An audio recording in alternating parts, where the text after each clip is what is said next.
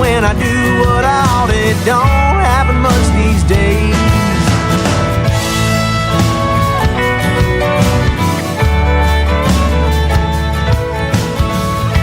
All right, and welcome to the Humble Beer Podcast. This is Chris Hill. This is DJ Lou. And we are at the Brewing and Distilling Center today in downtown Knoxville, and we've got Todd with us from the Brewing Distilling Center, as well as two of his, teachers, professors. Yeah, they're instructors for our enthusiasts. Yeah, instructors is the official term. Yes. For our home brewing classes. Yeah, and we got Shawn. Thank you for joining us. Oh, thanks for having us. Yeah, and Charles over here as well. Hello. And we're excited to talk to you guys today. Last time we had Todd on the podcast, oh my gosh, we were just talking about this actually being a building and being a location. Yeah, it's been a while. We were not in this location last time we chatted. No, we were not, and it's just cool. We were up at Round 6 in Maryville. Yeah, kind of. That place has come a long way since we've been up there. So it's kind of cool to kind of see the growth of everything in this business and all the other businesses and stuff. Yeah, we've been talking about this for a while, but we really need to get to the point where we do. We go back and revisit all the breweries that we interviewed when they first started now, because it's been a couple years. Yeah, and in Knoxville, when you're talking about sort of like a dog's years, craft beer years in Knoxville is fast. Right. Yeah. So 5 years ago, there was not 20 breweries in Knoxville. No. That's bizarre. Yeah, but we're pretty much at 20 right now. Yeah, Knox area. So yeah, it's really cool. It's crazy. Really exciting. Well, we're here today, not just to talk about brewing and distilling, but to talk about some of the home brewing classes. Yeah. Talk with Charles, talk with Shawn about that. So tell me a little bit about the center. I know, obviously, we've had you on before, but I'd love to just kind of get a refresh for those who might be tuning in for the first time going, what is this? Yeah, so the Brewing Distilling Center, our primary focus is to train individuals to be professional brewers or distillers. And I started this similar program at South College in 2013, left there in 2017, and started the Brewing Distilling Center, otherwise known as the BDC, we like to call it, but started the BDC in 2017. And we are in the midst of our 5th class at the BDC. We just finished week 4 with our professional class.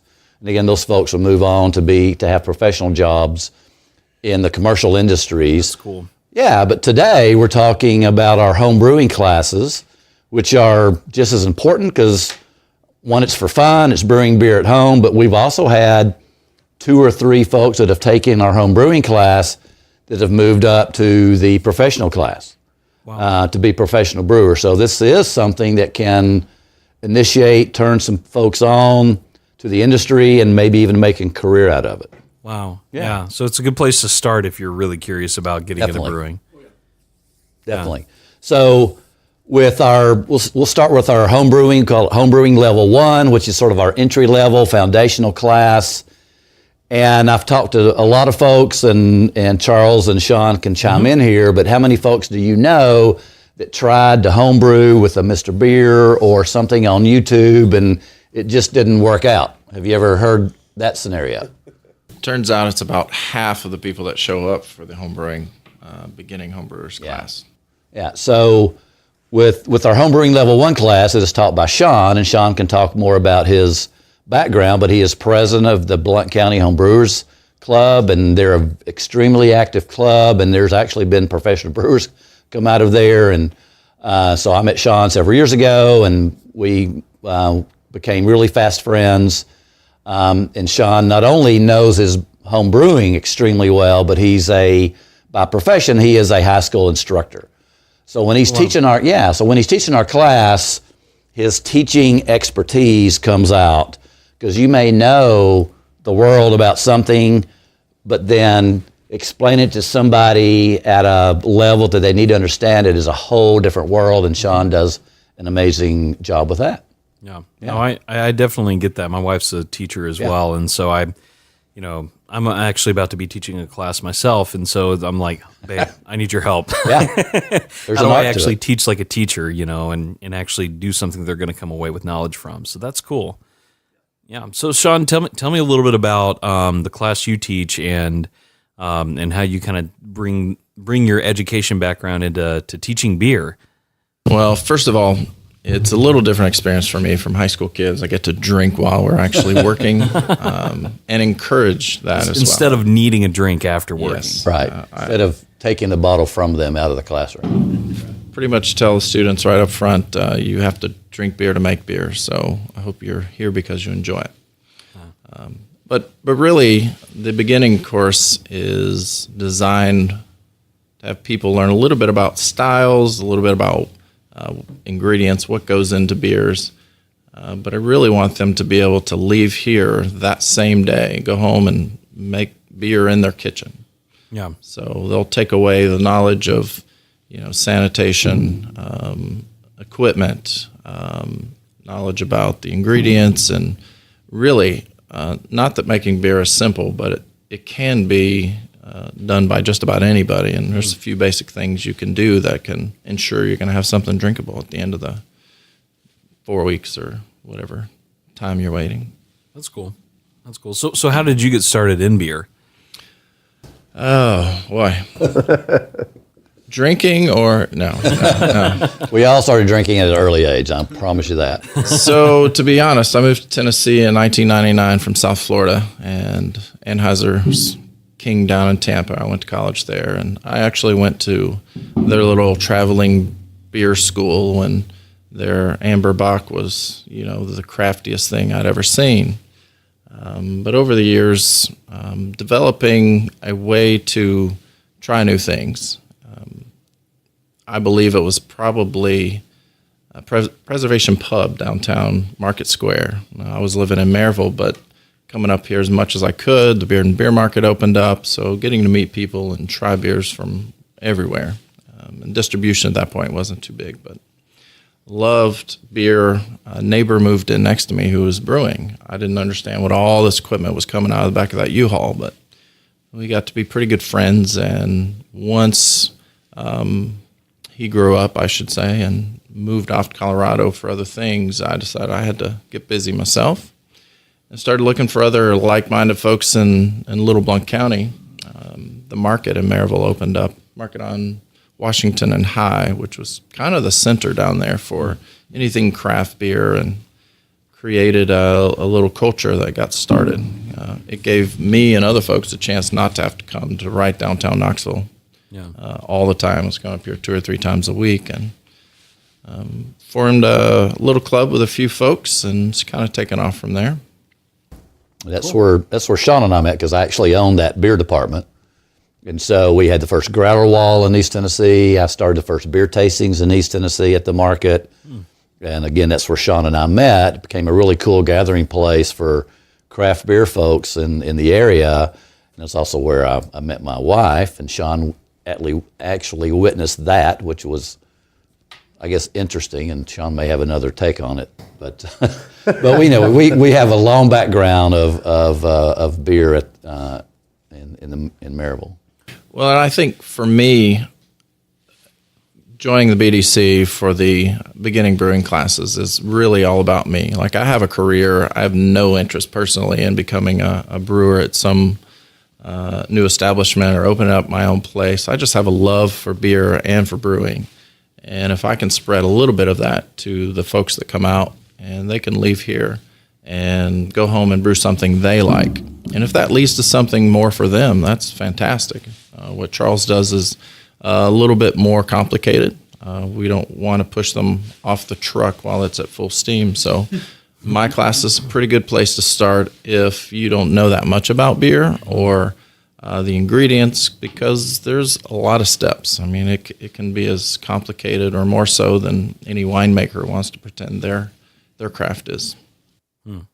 Yeah, that's cool. So if I were to come in and say, okay, I want to take this class right now, what would it look like? Is it just it's a 1 day event? I come in, I learn, and then by the end of the day I go home with everything, or how does that look? Well, it's funny you say that. We, Blount County Homebrewers, do 8 to 10 events a year, and up until recently, we're still doing demos at sites.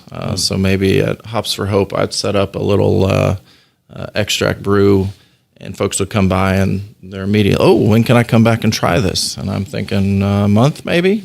Not by the end? Yeah. So the joke over a couple of years was, well, we have beer back here, so come back in an hour, it'll be ready, and we'll just pop it open. So there's this disconnect between you getting a can or a bottle and where it actually comes from. So we're set up as 2 classes for the beginning homebrew, and the first one, of course, is, like I said, learning about styles and ingredients, and then actually hands-on being a part of a homebrew. And that takes about, what do we got? About 6 hours. 6 So we hours, start at 9 a.m., we end around 2. I think that's 5 hours, but Yeah. anyway. Nobody's counting. Yeah. People don't also realize I that didn't have my the calculator with me, sorry. cleaning is important and it takes a while. So, but then we do a follow-up class 2 or 3 weeks later, depending on what we're brewing, to do the bottling aspect of it. Now, once that's kind of a cheaper way to go for bottling for a new home brewer, and then getting into kegging later, which I assume Charles covers that a little bit more in depth. Okay. Yeah. So with the home brewing class, specifically, you will get Shawn's expert instruction, but they also get a kit to take home with them, and cool. it's the exact kit that that Shawn teaches on. Yeah. So he goes through the whole kit, what everything is for, and they will take that home, and they can actually brew the next day if they want to, and many do. And then they get Charlie's book on the joy of home brewing, sort of the Bible of home brewing. They get that. We're just recently being sort of sponsored by the Ferment Station. So included in there, what they get with their session is a $20 gift certificate to buy some supplies there. Oh, cool. So they get a really good start. And then, like Shawn said, 2 weeks later, they come back for a bottling session. And however much beer we brewed is shared with how many folks are in the class. For me, it's a social thing, and I encourage them, get your buddies or friends together, or your 8-year-old daughter, whoever, to help. It's not that they have to drink, but I really love the fact that the students get excited about it, and they go home, and I encourage them to either call or email or text. And usually within a couple of days of a class, I've got several people sending me pictures and asking me questions, or what are these extra hops for? And then they're like, oops, never mind, forget that. I know this is for a week later in dry hopping. And That's cool. That's really cool. Yeah, it really is. It's so the enthusiasm and that they get, and then the instruction that they get is just really spot on. So they really know what they're supposed to do and what they want to do, and so it really is a cool thing that they get to learn how to do something and then do it immediately after they leave. What if I'm one of those folks that just feels like I've seen it on YouTube, I've read all the books, I know what I'm doing? well, Should I come into your class? those are generally the people who come to class, because that didn't work out so well. Right, because And they tasted their own beer. And Oh yeah, that's the good thing about beer. It's not like pretending to be a photographer or a podcaster. You know when you're bad. yeah, there you go. Right. And if you don't want to admit it, it's your deal. If you want to drink your own crappy beer, then have at it. Yeah, exactly. Somebody once told me, I don't know, see what you think of this, is that when they were trying to do their own home brew, or when they were starting. If I get my words out today, I'm sorry.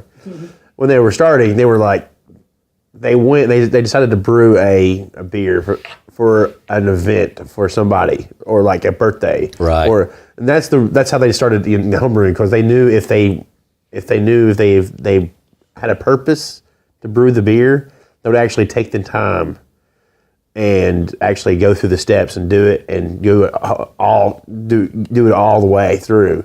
And they said if you wanted to get into brewing, pick a birthday party, pick a event, or pick something that I'm having my friends over for the ball game next Tuesday. I'm gonna brew a beer for them, or not next Tuesday, but next month or whatever. Right. I'm trying to say, but I'm just saying. What do you think about that? Do you think that would be helpful? for a first time brew, Or I wouldn't want the pressure of having it have to be great. But I don't think it would have to be. You have to be great, but I will say, you think if somebody wanted to get into it, a reason, a good reason behind it, but good behind it. I can't talk today for some reason. It's okay. I see what you're saying. I do understand you. If you've got an end goal, you're going to take it a little bit more seriously and take more time to do it well. I see exactly what you're saying. Yeah. It's not a guarantee it's going to be great, though. I know, no, it's not guaranteed it's going to be great. Well, if Shawn is teaching you, it's going to be really dang good. That's right. You go to Shawn, you take all those courses. Right, and I'm going to that wedding party. That's for damn sure. There you go. That's cool. So just to finish up the class, they end up bottling what they brewed. In this case, we're bottling tomorrow, which is a Sunday. And depending on how many students, they'll split up the bottles. So they got to bring and clean and package up and then take them home and get the whole process. And here's how long it takes. Here's the parts, everything from temperatures to quantities, and then you get the reward yourself. Yeah. And it's great. I also try to bring in some beers that have been homebrewed, not just by me, but others I know, or even previous classes, which is kind of neat for them to see, this is what we can look forward to. This is what you can do. And I think one of the main things that Shawn really pounds home is two of the most common mistakes that are made, and one is sanitation. Okay, or lack thereof is a mistake, and Shawn really drives the point home that you have to sanitize everything because these microbes are going to booger up your beer absolutely everywhere, and Shawn has them. I mean, when Shawn teaches his class, the students are helping. They're doing these steps, and they're sanitizing their hands, they're sanitizing the yeast package as they open it up, they're sanitizing everything. So that's a great point to make, and the other is temperature control. So two major things that homebrewers make, mistakes that they make, temperature control and lack of sanitizing is something that Shawn really talks about, which is obviously extremely important. Otherwise, you get those happy accidents that they talk about when homebrewers are brewing. That's cool. So what happens? So I've been through Shawn's class. Is there any reason I might take his class again other than just to support another friend that would, say, be doing it and wanted me to join him? Well, unless you just drank way too much beer and weren't paying much attention to Shawn's class, then maybe. But we've never had a repeat. Okay. And so we've never had somebody to have to repeat that grade and come back to school. No failing. Yeah, so right now we're like Pat Summer. We have 100% pass rate on Shawn's class. Oh, man. But letting them know that I want to be a resource. Yes. And I have one of my good buddies, Brian, comes in, and he's done some BJCP training, which is specific to beer styles and how to judge beer. So he's got a little different perspective in that end. But we both are loving beer and have other jobs, but I think it's infectious. I think the folks that come, they take the class, unless you say they took a nap, they're going to be able to make beer. Yeah, but that's cool. For me and Brian to be resources for them if they need or have some questions, it's nice to have a network of folks because it doesn't matter how long I've been brewing. I go to someone's house who's brewing, there's that one thing I might pick up from somebody who's brewed maybe less time than me, but they were brewing with somebody else who had a technique that I really like. Yeah, cool. So what happens after you? So after this, I want to learn a little bit more. I guess that's where Charles comes into play. That's right. Awesome. We've challenged Charles not to do short answers like, that's right. I agree. So Charles, tell me a little bit about what people could expect out of your class, and what is the official name? Is it just Advanced Brewing, or? I think the official name is Advanced Home Brewing. All grain. All grain. Yeah. Grain. So, so the assumption going into this course is that you've already brewed a couple of times at least at home before. Okay. So you're doing stovetop or like the Bayou Classic turkey fryer burner. Yeah. And you want to learn to do some all grain brewing. So nice. You come into this class and we go over the entire all grain process. I've actually got the guinea pig system from Bubba's Barrels. That was his first system. It's I brew 10-gallon batches on a 3-tier 2-pump system. So we go through all the equipment for that, and then all the processes for all grain brewing, and you'll come out of there with the knowledge and hopefully the gumption to be able to brew some all grain beer. That is cool. So what for people like me that maybe aren't the expert in all grain beer, what do you define as an all grain beer? So stovetop is typically going to be extract brewing, where it's pre malted syrup. So you're already got the sugar extracted out of everything. You just got to boil it up, and that's an oversimplified version of it. But there's a little bit more that goes into all grain, where you have to actually steep the grain, crush. You gotta crush the grain, steep it, and get all that going. Gotcha. So when you come to the class, you're going to learn about all of that, and then everything after that as well. Yeah. Gotcha. So Shawn's class is a beginner's class because you skip what Charles does in the all grain, which is taking a raw grain, the malted barley, which is what a professional brewer do, and then cooks that, so to speak, to make your sugar water. Okay, which is called wort, right? So wort is your sugar water, which is the name of the game. You take that sugar water, then you're going to add yeast to it. Yeah. So in extract brewing, you skip that first part, which can be more expensive because of the equipment you're buying, a lot smellier, and your wife will say you are not going to brew ever again in this house.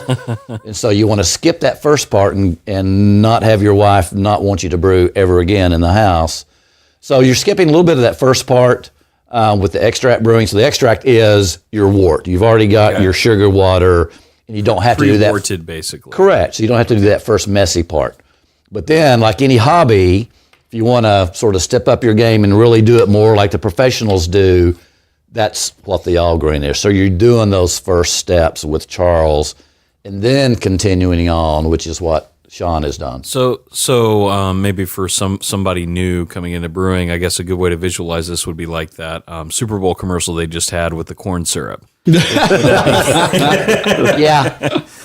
With that brewery that shall not be named, talking about those other breweries that shall not be named. Well, I always tell my students you can get as nerdy as you want to with brewing. It definitely lends itself to just nerding out on it and spending a whole lot of money if you want to. So if you tell your wife that you're going to start brewing beer to save money on beer, you're most likely not telling her the entire truth.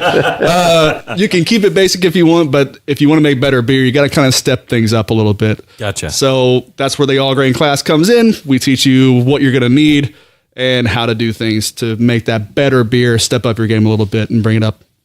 That's cool. That's cool. I'm sorry, but one of the really cool things about Charles's class is we do it at his house. He's got neat. Yeah, he's got the most amazing man cave, which is a man garage. pretty awesome. In there, it is amazing. Yeah, so his man garage, where he has his brewing equipment, and his brewing equipment is essentially a pilot system. It's like a mini version of a commercial brewery. Yeah, there's no automation, there's no PID controllers or anything, but yeah, it's full transfer, full all grain. It's like a 900,000 square foot warehouse. Wow. Not 900,000, 900 or 1,000. Damn, that thing got big. It's just in my backyard. That's where That's a man cave. That's a man cavern. Yeah, that's where we brew beer and hang out and shoot the breeze. It's a good time. So Charles and Shawn both are excellent instructors. They're fun people to hang out with, and so the students have a really good time learning a lot. We have some food in the meantime. Obviously, we're having some beer in the meantime. Oh yeah. And Charles has introduced me as well as most of the students to hot scotchies, which actually what is a hot scotchie? Luann from Blount County Homebrewers introduced me to hot scotchies when she came to brew beer at my house. So you take the first runnings when you're transferring the wort over and mix it with a little bit of scotch. And we call them hot scotchies. It's the best part of the brew day.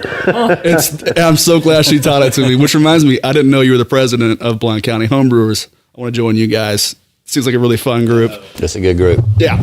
Not to plug too much, but although it's called Blount County, we have a lot of defectors out of other counties in the area. Knox, Loudon. Do you have to do like a Blount County test or anything to become a you do. honorary Blount County? First, you have to pronounce Maryville correctly. Okay. Yeah, Maryville. There is no Y in Maryville. Yeah. We have some folks that are double dipping with other clubs just because we do have a good time. And folks like Luann, who did go through the brewing science program, she's brewing professionally and hobbyist as well still. Yeah. Yeah, Luann's pretty cool. Yeah, she's done a lot of really good stuff. It's been cool to watch. Because I guess she really started her journey about the time we started at Humble Beer, didn't she? She was, started with Pink Boots. We met her when she was with Pink Boots, doing stuff in Blount County. About the time she came out with the White Wolf beer. Yeah.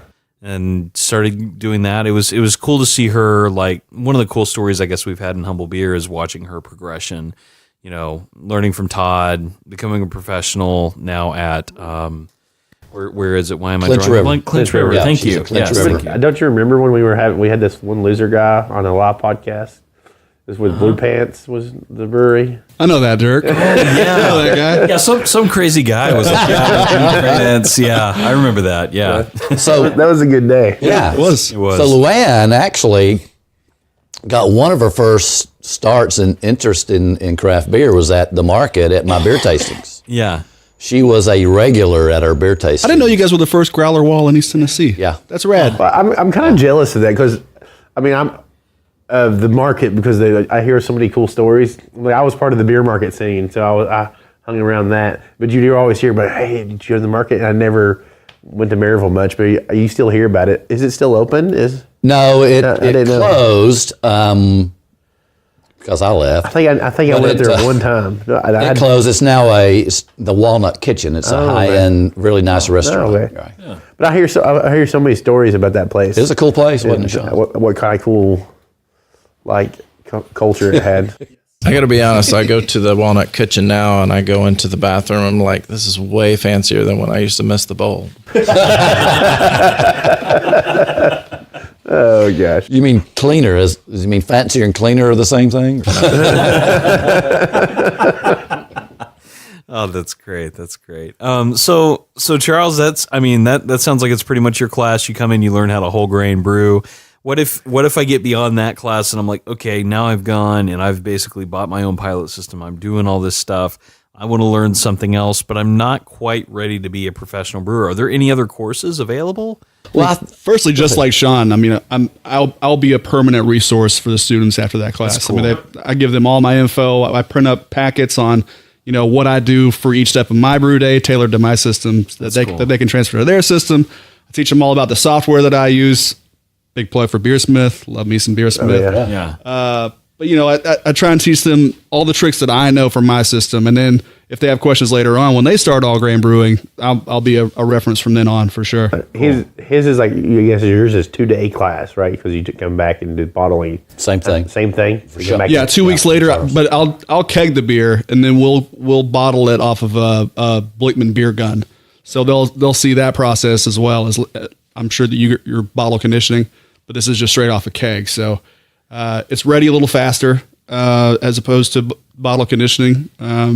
Probably a little bit less consistent of carbonation when you do a Blickman beer gun, but it's a good process. That's cool. Yeah. That's cool. So, in answer to your question, so after Charles's class, the all grain, I think unless you want to become a professional brewer, and you can take classes a la carte with us if you'd like. We got different topics. So there are other topics and stuff. There is, but really the main thing I think is to join a club like the Blount County's club and just brew with folks over and over and over. And like Shawn said, he learns things all the time. I'm sure Charles learns things all the time. All the time. So if you're brewing with a cohort on a Saturday or a Sunday, you got 2 or 3 or 4 folks brewing, and you're going to learn something. So Shawn?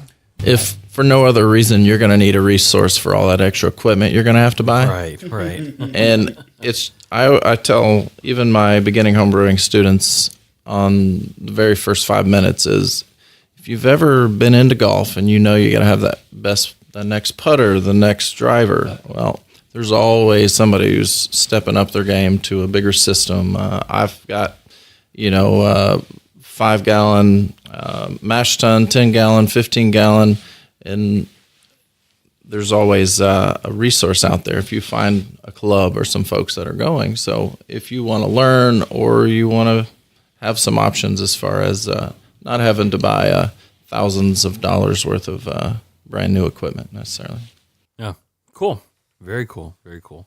Well, I guess what other things do we have as far as Brewing Distilling Center comes up? If I want to get to learn more about the brewing process, when are the next classes here in the next few months? Yeah, so we are, like Shawn said, we're finishing up the home brewing level 1 class here in a day or so with the bottling session. Okay.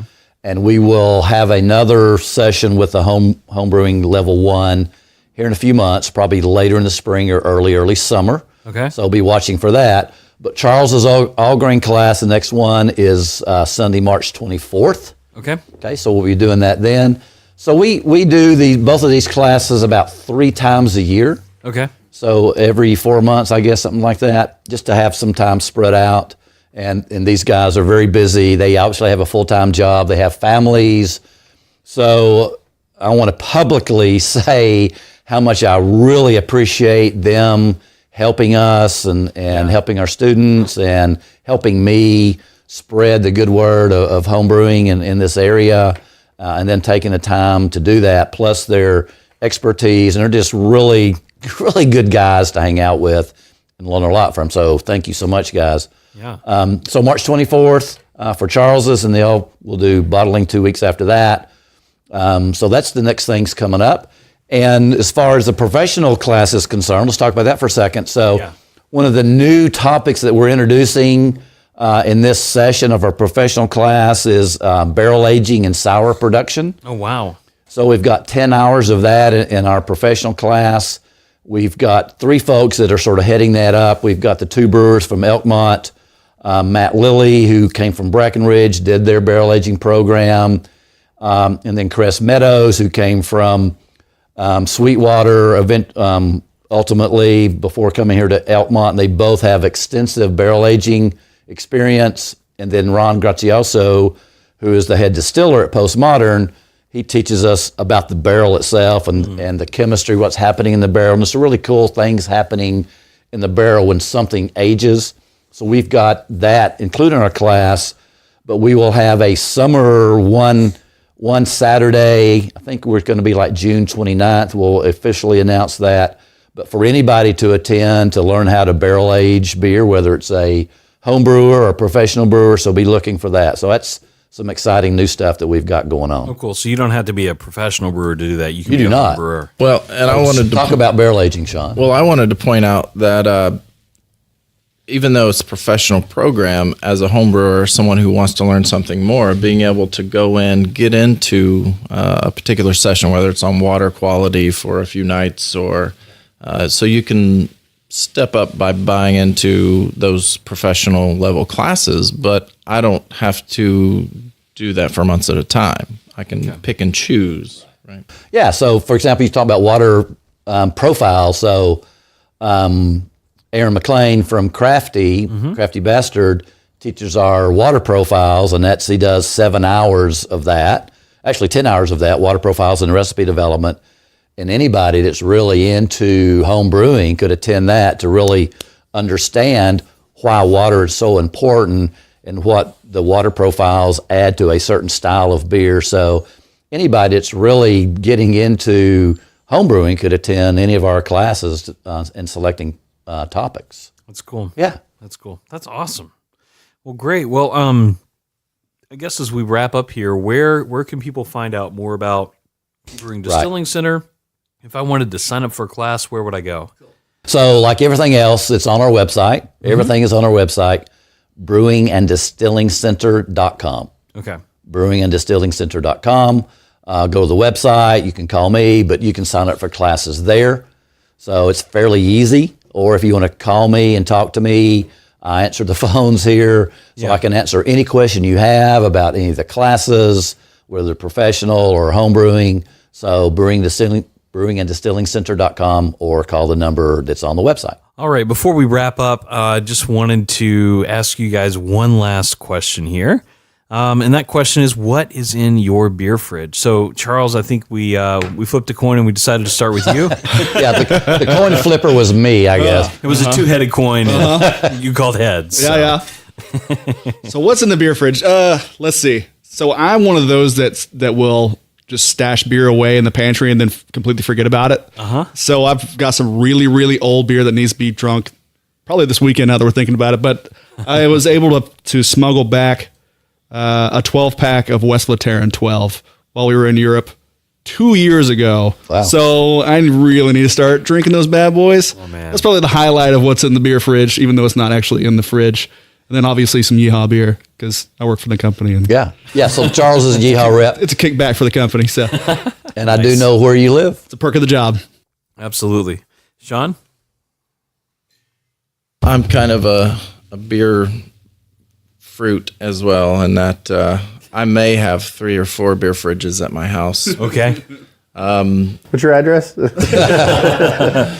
with the will beer help. cellar that keep piling things in, and I should probably drink more. But on tap, I've got a Great Divide, Black Beauty, or Black Butte, I guess you would say, porter, and then a sessionable New England Pale Ale. I really have a hard time calling it an IPA when whenever the bitterness is only at about 20 for IBUs. Yeah. But other than that, been drinking a lot of New Glarus, which comes out of Wisconsin, and been trying to smuggle some of that when I can through and around. So I'm a big fan. Nice. Okay, cool. Todd? Well, you all are drinking out of my beer fridge as we speak, my being the BDC beer fridge, and I get lots of different things in there. So just recently, actually this week, I had one of our recent grads who got a great job at Oscar Blues, and Oscar Blues does some canning for some other folks. So we're drinking High Lie right now, Indy Pale Ale. That's in my fridge. But one of my go-tos is Vin Stefaner's Original, which is, to me, the benchmark of lagers. My wife calls it Gwen Stefani, which is really cool.